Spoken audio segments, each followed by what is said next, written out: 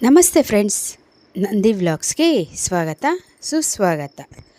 ದೇವಶಯನಿ ಏಕಾದಶಿ ಅಂದರೆ ಪ್ರಥಮ ಏಕಾದಶಿ ಶುಭ ಮುಹೂರ್ತ, ಪೂಜೆ ವಿಧಾನ ಹಾಗೆ ಮಹತ್ವ ಏನು, ಮಂತ್ರಗಳು ಯಾವುವು ಅಂತ ನಾನು ಈ ವಿಡಿಯೋದಲ್ಲಿ ತಿಳಿಸ್ಕೊಡ್ತೀನಿ.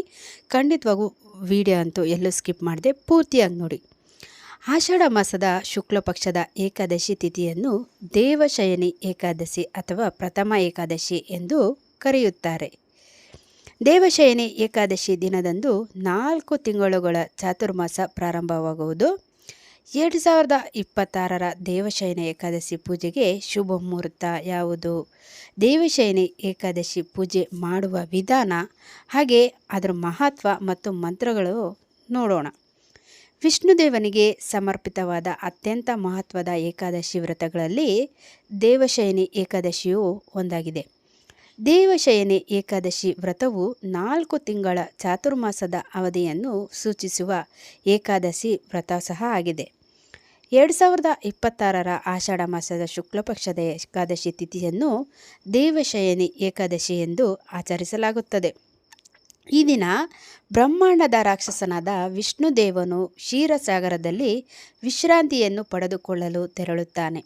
2026ರ ದೇವಶಯನಿ ಏಕಾದಶಿಯ ದಿನದಂದು ವಿಶ್ರಾಂತಿಗಾಗಿ ತೆರಳುವ ವಿಷ್ಣುದೇವನ 4 ತಿಂಗಳುಗಳ ನಂತರ 2026ರ ದೇವುತ್ತನ ಏಕಾದಶಿಯ ದಿನದಂದು ಮರಳಿ ಸೃಷ್ಟಿಯ ರಕ್ಷಣಾ ಜವಾಬ್ದಾರಿಯನ್ನು ತೆಗೆದುಕೊಳ್ಳುತ್ತಾನೆ.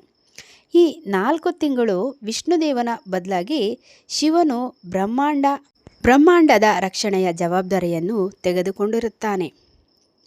ಇನ್ನು ದೇವಶಯನಿ ಏಕಾದಶಿ ದಿನಾಂಕ ನಾಳೆ ದಿವಸ ಆಗಿರುತ್ತೆ, ಅಂದರೆ ಜುಲೈ 25, 2026. ಏಕಾದಶಿ ತಿಥಿ ಆರಂಭ ಬಂದು 2026 ಜುಲೈ 24 ಶುಕ್ರವಾರ ಬೆಳಗ್ಗೆ, ಅಂದರೆ ಇವತ್ತು ಬೆಳಗ್ಗೆ 9:12 ಶುರುವಾಗಿರುತ್ತೆ. ಏಕಾದಶಿ ತಿಥಿ ಮುಕ್ತಾಯ ಬಂದು 2026ರ ಜುಲೈ 25 ಶನಿವಾರ ಬೆಳಗ್ಗೆ 11:34 ಇರುತ್ತೆ. ಅಂದರೆ ನಮಗೆ ಸೂರ್ಯ ಉದಯ ಆಗುತ್ತಲ್ವ, ಆ ತಿಥಿ ಯಾವಾಗ ಬಂದಿರುತ್ತೋ ಆ ದಿನ ಮುಖ್ಯವಾಗಿರುತ್ತೆ. ಅಂದರೆ ಜುಲೈ 25, 2026ರಂದು ಶನಿವಾರದ ದಿವಸ ಮುಖ್ಯವಾಗಿರುತ್ತೆ. ಏಕಾದಶಿ ಬಂದು ಶನಿವಾರ ಬೆಳಗ್ಗೆ 11:34 ಇರುತ್ತೆ. ಏಕಾದಶಿ ಪಾರಾಯಣ ಸಮಯ ಬಂದು 2026ರ ಜುಲೈ 26 ಭಾನುವಾರ ಬೆಳಗ್ಗೆ 5:39 ಇಂದ ಹಿಡಿದು ಬೆಳಗ್ಗೆ 8:22 ಪಾರಾಯಣ ದಿನದಂದು.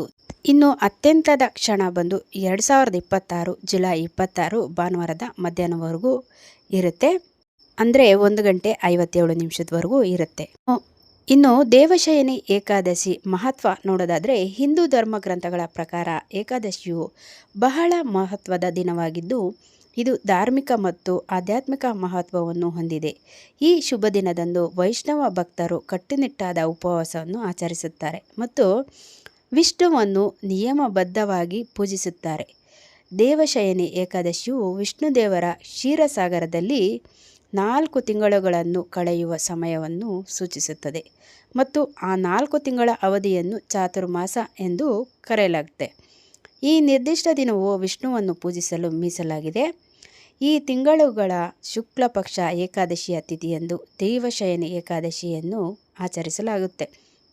ಹಾಗೆ ಚತುರ್ಮಾಸದ 4 ತಿಂಗಳು ಶಿವನು ಬ್ರಹ್ಮಾಂಡದ ರಕ್ಷಣೆಯನ್ನು ಜವಾಬ್ದಾರಿಯನ್ನು ತೆಗೆದುಕೊಂಡಿರುತ್ತಾನೆ. ಇನ್ನು ದೇವಶಯನಿ ಏಕಾದಶಿ ಪೂಜೆ ವಿಧಾನ ನೋಡೋದಾದರೆ, ದೇವಶಯನಿ ಏಕಾದಶಿ ದಿನದಂದು ಮುಂಜಾನೆ ಸ್ನಾನ ಮಾಡಿ ಸ್ವಚ್ಛವಾದ ಬಟ್ಟೆಗಳನ್ನು ಧರಿಸಿ ಪೂಜೆಯ ವಿಧಿವಿಧಾನಗಳು ಪ್ರಾರಂಭವಾಗುವುದು. ಪೂಜೆ ಮಾಡುವ ಸ್ಥಳವನ್ನು ಹಾಗೂ ಮನೆಯನ್ನು ಸ್ವಚ್ಛಗೊಳಿಸಲಾಗುತ್ತದೆ. ಇದಾದ ನಂತರ ವಿಷ್ಣುವಿನ ಪೂಜೆಗೆ ಸಿದ್ಧತೆಯನ್ನು ಮಾಡಲಾಗುತ್ತದೆ. ಪೂಜೆ ಮಾಡುವ ಸ್ಥಳದಲ್ಲಿ ವಿಷ್ಣುದೇವನ ವಿಗ್ರಹವನ್ನು ಅಥವಾ ಫೋಟೋವನ್ನು ಪ್ರತಿಷ್ಠಾಪನೆ ಮಾಡಲಾಗಬೇಕಾಗತ್ತೆ. ವಿಷ್ಣುವಿಗೆ ಹಳದಿ ಹೂವುಗಳು ತುಂಬ ಇಷ್ಟ. ಹಾಗೆ ತುಳಸಿ ಎಲೆಗಳು, ಶ್ರೀಗಂಧ ಮತ್ತು ಪಂಚಾಮೃತವನ್ನು ಭಕ್ತಿಯಿಂದ ಅರ್ಪಿಸಲಾಗುತ್ತೆ. ಓಂ ನಮೋ ಭಗವತೆ ವಸುದೇವಾಯ ಸೇರಿದಂತೆ ವಿಷ್ಣು ಮಂತ್ರಗಳನ್ನು ಸಹ ಪಠಿಸಲಾಗುತ್ತೆ. ದೇವಶಯನಿ ಏಕಾದಶಿಯ ಕಥೆಯನ್ನು ಓದುವ ಅಥವಾ ಕೇಳುವ ಪದ್ಧತಿ ಸಹ ಇದೆ. ಈ ದಿನ ವಿಷ್ಣು ದೇವನಿಗೆ ಆರತಿಯನ್ನು ಮಾಡಲಾಗುತ್ತೆ.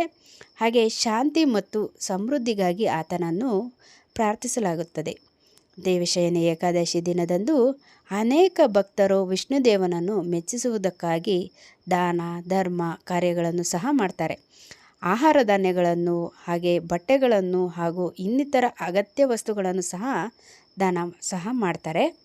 ಇನ್ನು ದೇವಶಯನಿ ಏಕಾದಶಿ ದಿನದಂದು ಪಠಿಸಬೇಕಾದ ಮಂತ್ರಗಳು ನೋಡೋದಾದರೆ, ಓಂ ನಮೋ ಭಗವತೆ ವಸುದೇವಾಯ, ಅಚ್ಯುತಂ ಕೇಶವಂ ಕೃಷ್ಣ ದಾಮೋದರಂ ರಾಮನಾರಾಯಣಂ ಜಾನಕೀವಲ್ಲಭಂ, ರಾಮ ರಾಮ ರಮೇತಿ ರಮೇ ರಾಮೇ ಮನೋರಮೆ, ಸಹಸ್ರನಾಮ ತತ್ಸುಲ್ಯಂ ರಾಮನಾಮ ವರಾನನೆ, ಹರೇ ರಾಮ ರಾಮ ರಾಮ ಹರೇ ಹರೇ, ಹರೇ ಕೃಷ್ಣ ಕೃಷ್ಣ ಕೃಷ್ಣ ಹರೇ ಹರೇ. ಓಂ ಬೃಹಸ್ಪತಿ ಅತಿ ಯಾದಾರ್ಯೋ ಅರ್ಹದ್ ದ್ಯುಮ್ದಿ ಬಾತಿ ಕ್ರತುಮನ್ವಜಾನೇಷು ಯದಿದ್ದ ಯಚ್ಚವಸ ಋತಪ್ರಜಾತ ತದಸ್ಮಸು ದ್ರಾವಿಣಂ ದೇಹಿ ಚಿತ್ರಂ. ಓಂ ವಸುದೇವಾಯ ವಿದ್ಮಹೇ ವೈದ್ಯರಾಜಾಯ ಧೀಮಹಿ ತನ್ನೋ ಧನ್ವಂತರಿ ಪ್ರಚೋದಯಾತ್. ಓಂ ತತ್ಪುರುಷಾಯ ವಿದ್ಮಹೇ ಅಮೃತ ಕಳಶ ಹಸ್ತಾಯ ಧೀಮಹಿ ತನ್ನೋ ಧನ್ವಂತರಿ ಪ್ರಚೋದಯಾತ್. ನೋಡಿದ್ರಲ್ಲ ದೇವರ ಮಂತ್ರಗಳನ್ನು ಯಾವ ರೀತಿ ಇದೆ ಅಂತ. ಹಾಗೆ ದೇವಶಯನ ಏಕಾದಶಿಯ ನಿಯಮಗಳು ಬಂದು, ದೇವಶಯನ ಏಕಾದಶಿಯ ದಿನದಂದು ಉಪವಾಸವನ್ನು ಆಚರಿಸುವ ವ್ಯಕ್ತಿಯು ಸೂರ್ಯೋದಯಕ್ಕೆ ಮುಂಚೆ ಎದ್ದು ಸ್ನಾನ ಮಾಡಿ ವ್ರತವನ್ನು ಆಚರಿಸುವುದಾಗಿ ಸಂಕಲ್ಪ ತೆಗೆದುಕೊಳ್ಬೇಕು. ಈ ದಿನ ಪೂಜೆಯ ಸಮಯದಲ್ಲಿ ಹಳದಿ ಹೂವುಗಳು, ಅರಿಶಿನ, ಶ್ರೀಗಂಧ, ಪಂಚಾಮೃತ ಮತ್ತು ತುಳಸಿ ದಳ ಇತ್ಯಾದಿಗಳನ್ನು ವಿಷ್ಣುವಿಗೆ ಅರ್ಪಿಸಬೇಕು. ಈ ದಿನ ಲಕ್ಷ್ಮೀದೇವಿಯನ್ನು ಪೂಜಿಸುವ ಸಂಪ್ರದಾಯ ಸಹ ಇದೆ. ದೇವಶಯನ ಏಕಾದಶಿ ವ್ರತದ ದಿನದಂದು ನೀರಿಲ್ಲದ ಅಥವಾ ಫಲಹಾರವನ್ನು ತೆಗೆದುಕೊಳ್ಳುವ ಮೂಲಕ ವ್ರತವನ್ನು ಆಚರಿಸಬೇಕು. ಈ ದಿನ ಸಾತ್ವಿಕ ಆಹಾರಗಳನ್ನು ಮಾತ್ರ ಸೇವಿಸಬೇಕು. ಹಾಗೆ ಏಕಾದಶಿ ಉಪವಾಸದಂದು ಒಬ್ಬ ವ್ಯಕ್ತಿಯ ತನ್ನ ಸಾಮರ್ಥ್ಯಕ್ಕೆ ಅನುಗುಣವಾಗಿ ಬಡವರಿಗೆ ಅಥವಾ ನಿರ್ಗತಿಕರಿಗೆ, ಅಂದರೆ ಯಾರು ಏನು ಇಲ್ಲದೆ ಇರೋರಿಗೆ ದಾನ ಮಾಡಬೇಕು ಅಂತೇಳಿ ತಿಳಿಸ್ತಾ ಇದೆ.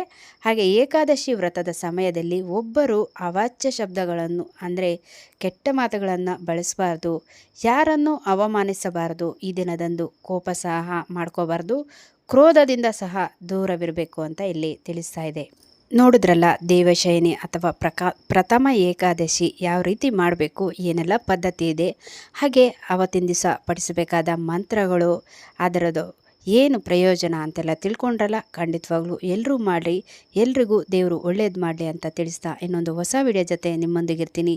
ಅಲ್ಲಿವರೆಗೂ ನಮ್ಮ ನಂದಿ ವ್ಲಾಗ್ಸ್ನ ವೀಕ್ಷಿಸ್ತಾ ಇರಿ. ವೀಕ್ಷಿಸಿದವರೆಲ್ಲರಿಗೂ ಧನ್ಯವಾದಗಳು.